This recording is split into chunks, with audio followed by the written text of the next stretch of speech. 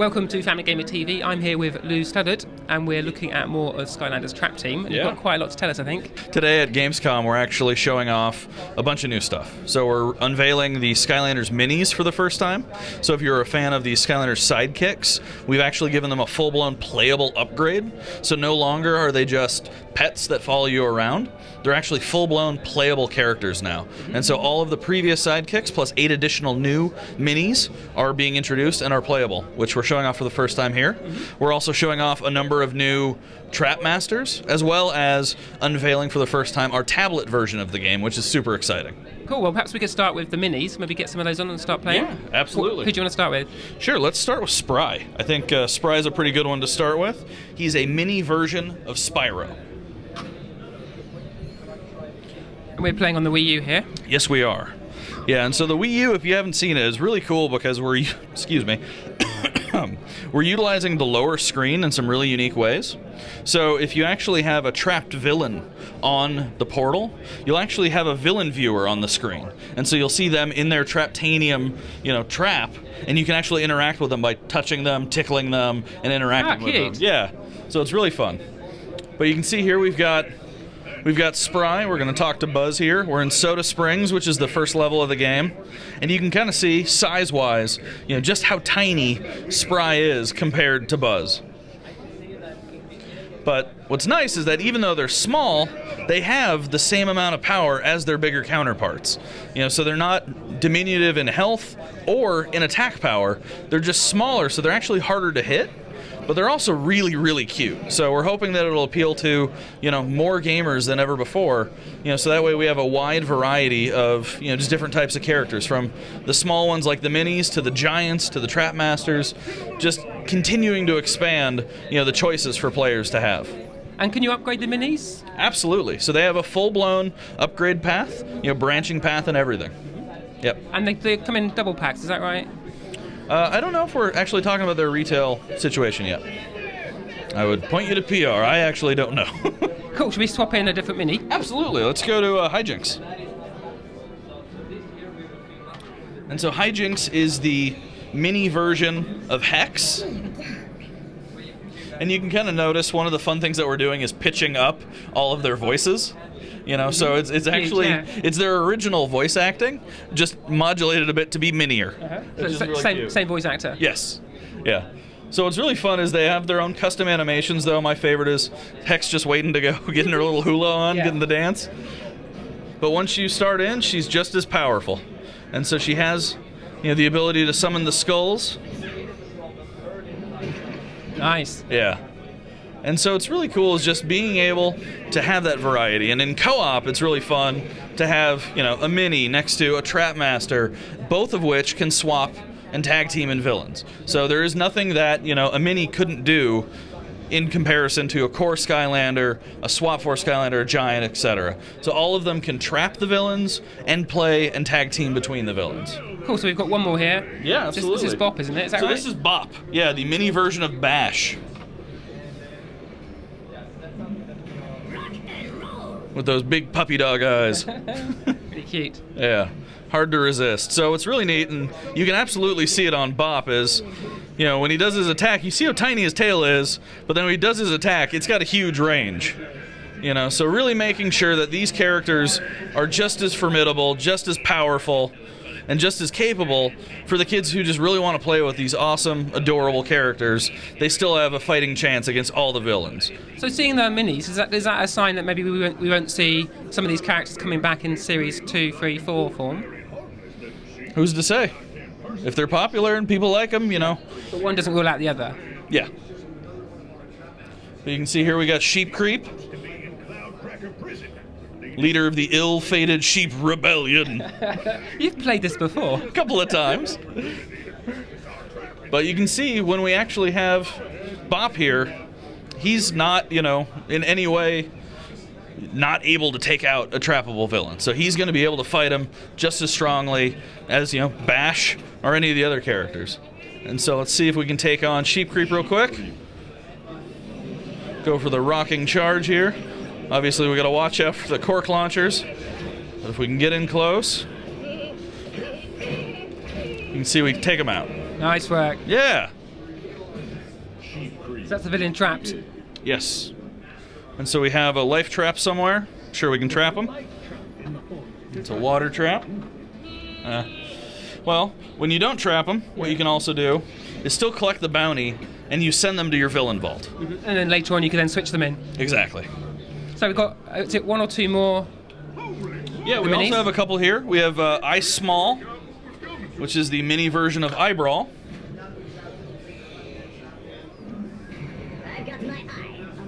I think he's my favorite voice of all the minis because he has this pitched up Transylvanian accent. Yeah. But he has the the ability to fly around with the mini eyeball.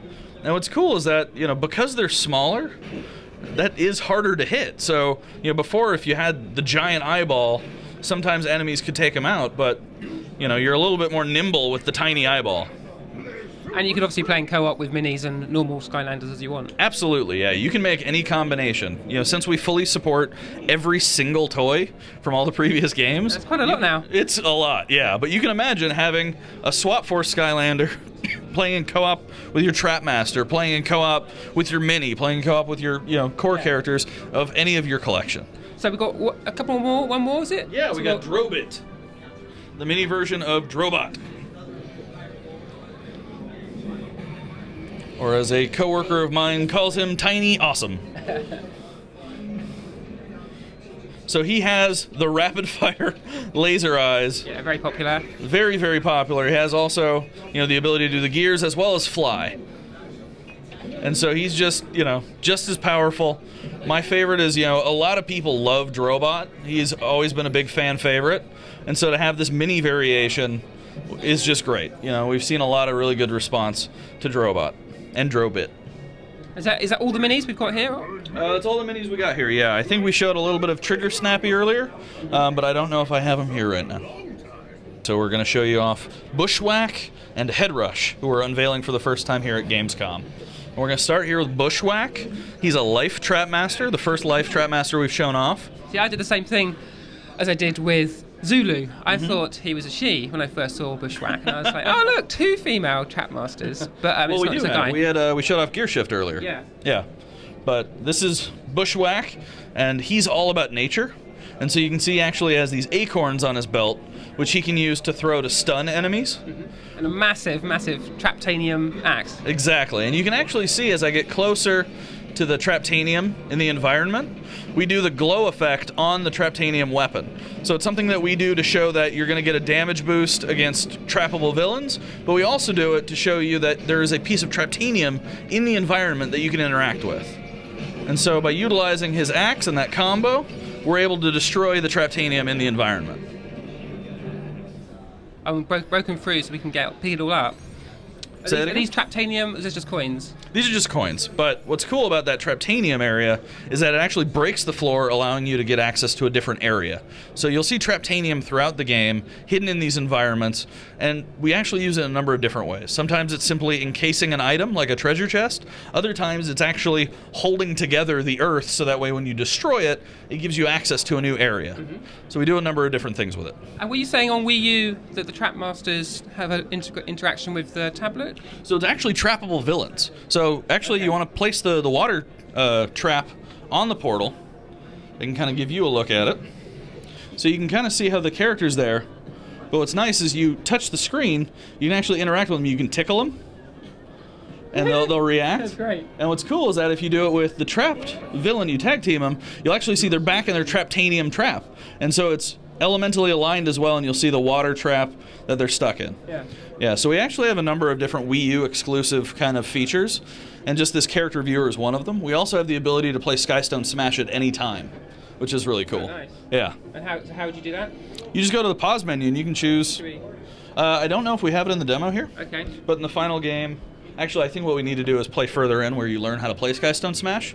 Similar to how we did with the original Skystones, we introduce it through the adventure, so that way it's not overwhelming to kids. So a couple levels in, we'll teach you how to play Skystone Smash, and then you're able to actually, with the Wii U only, play that at any time, which is really cool. So that was our look at Bushwhack. Yes.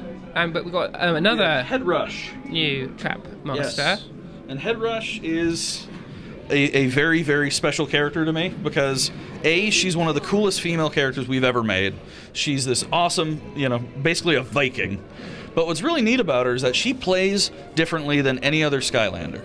Whereas most of our Skylanders are melee or projectile, she's all about locomotion. And so her entire attack set right here is driven by her charging. And so she's able to charge through enemies, and then if you end it there, if you hold it long enough, you'll see she rears up, and she actually tosses them in the air.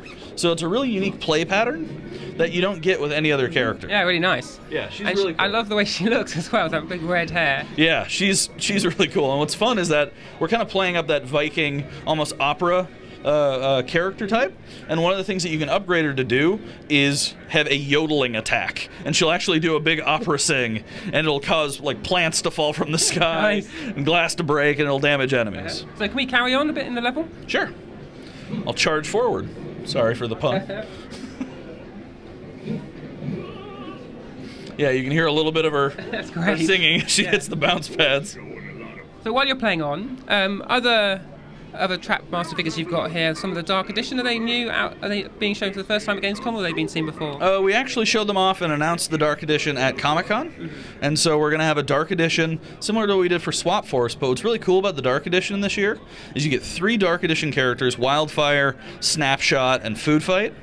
But you're also, in addition to the life and water trap you get with the starter pack, you're getting the chaos trap. Oh yes, nice. Yeah, and so right out of the box, you're going to be able to trap chaos. It's a kind of handy thing to do. Yes, yes it is. I actually just finished a chaos-only playthrough at the office, and he is awesome. One question I did have is the elemental zones. Yes. Are they the same as previous years, or do you access them in a different way this year? Yeah, so they're elemental zones based on the Trap Masters, because they're actually Traptanium gates. And so you'll see here we've got a life Traptanium gate, and you can see the crystal showing it off. So you'd need to be playing as Bushwhack to be able to access this area. So previously you could just use any character of a particular element, but this time round you need to buy a Trap Master of the right element. So yeah, so we're using these Traptanium gates to allow you access to playing with the Trap Master. I love the yodel. Yeah. And so this is the beginning of the game we're playing through at the minute, is that right? Yes, this is actually the first level of the game where you're able to see, you know, the first most wanted villains. And what's kind of fun is that the way that the game starts out is you don't actually know why they've broken out. And so you're actually, you know, taken to the soda festival, something's going on, the Gulper's there causing a ruckus, and you don't actually know why. And so it's up to you, your Skylanders, your Trap Master, and our new character Buzz here to be able to try and figure that out. And so this is really the start of the adventure. And is it a game that's a similar sort of duration to previous Skylander games? So we're not really talking length, but I'm sorry, I keep coughing. But we are saying that, you know, it is similar duration, but I would actually think that it's longer just because there's more stuff to do. There's a lot of content hidden throughout the game. You know, we've always been really good at having collectibles, but what we've done is actually built in a lot of stuff to encourage replay. So one of the things we've kind of talked a little bit about, I haven't really shown off in depth, are enemy quests. So if you actually have these captured villains, we hide throughout the adventure quest givers, where if you go back there with that villain of that specific type, you might get an additional level, like area, that can only be played with that villain. Right. Or, you know, you need to bring them there to help them achieve an objective. But if you have that villain at that time, you're actually getting a new appearance to your villain and expanding the timer. Wow, there's quite a lot of information there. Okay, know, yeah. So there's new content for each villain that you can unlock, but also then there's something about you can upgrade villains as well by completing those. Yeah, so by finding the villain quests and completing them, it gives you a new full-blown appearance to your villain and expands their timer. Ah, nice. So they can stay in the game for long. Yeah. Cool. So we're taking on a villain here, aren't we? With this big. Yeah, what's he called? so Big guy? this is the Gulper, and he is a massive villain. He's one of the boss villains in the game. So we have a selection of like super villains in addition to all the other villains in the game. And so he is the very first one that you see, which is really fun. Yeah.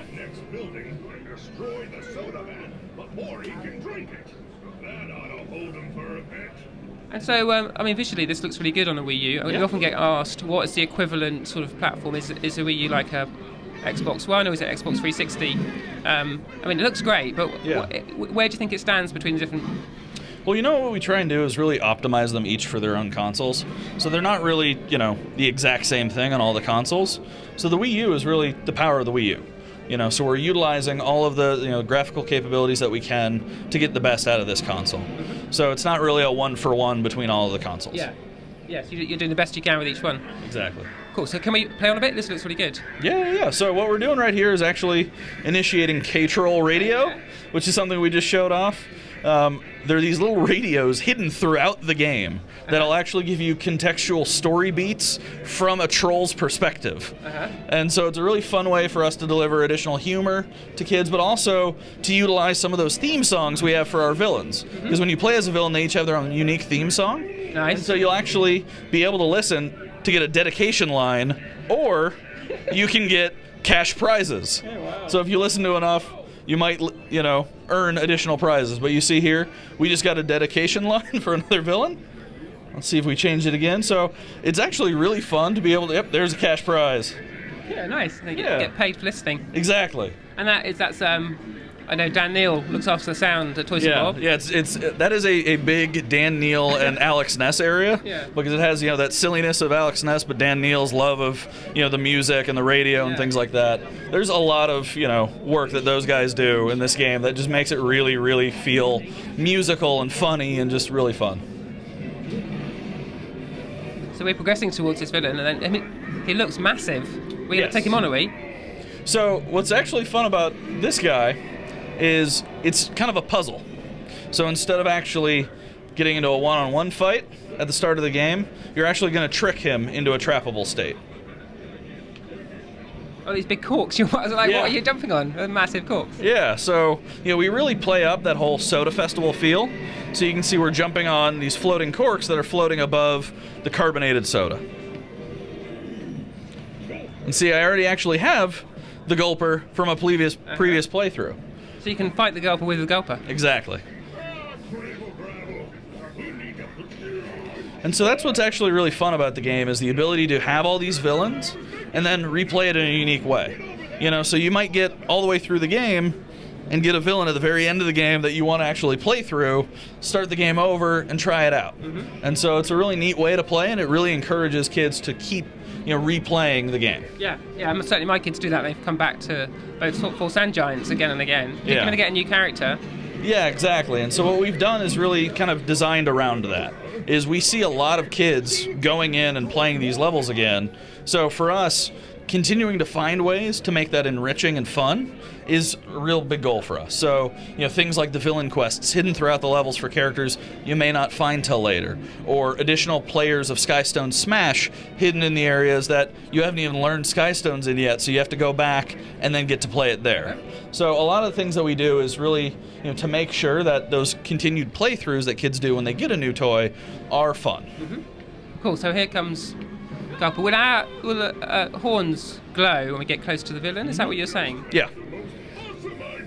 Yeah, so when you're ever in the presence of a trappable villain or in a villain fight, or even close to a piece of Traptanium, that Traptanium weapon will glow.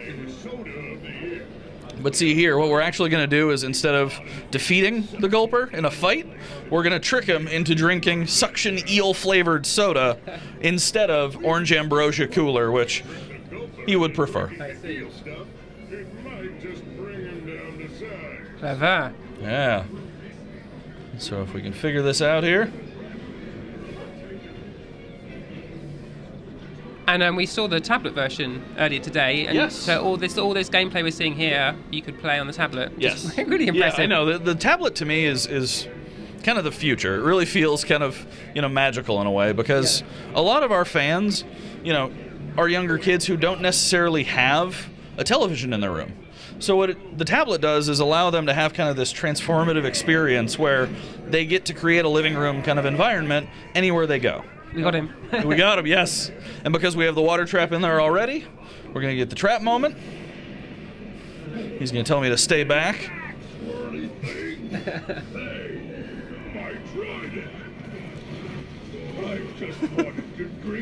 Yeah, no, my kids will like the idea of being able to play the full game, say in the car, Yes. you know, or when they're away at grandparents, without having to take a big screen with them. Yeah, and that's what is really kind of cool for us is that, you know, I wouldn't necessarily expect my grandparents to have an X360 or an Xbox One or a PS4.